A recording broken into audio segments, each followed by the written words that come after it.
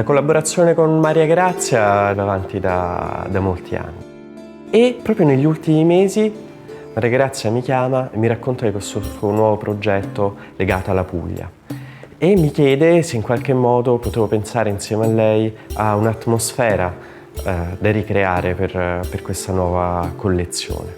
Il progetto per la Cruise 2021 quindi si è sviluppato in tanti temi legati alla Puglia.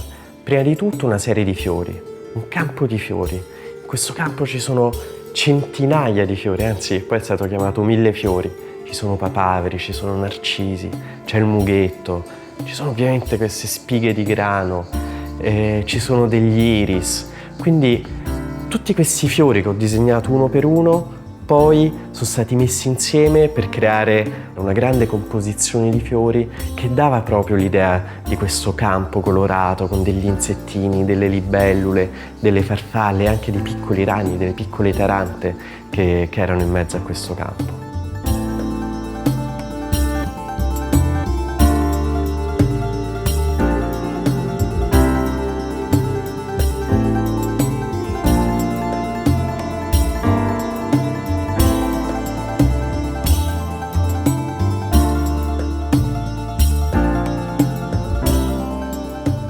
C'è in questo mondo che entra veramente in modo forte la magia, l'astrologia e il mondo in realtà è legato alla Puglia.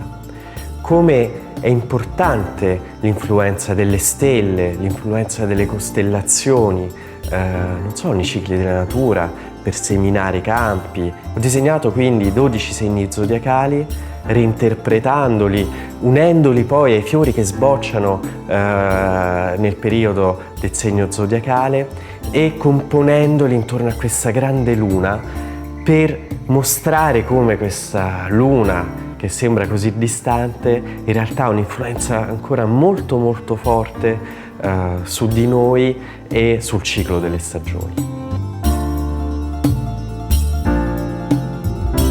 Poter pensare alla natura e al rapporto importante dell'uomo con la natura è stato forse il vero motore di questo progetto.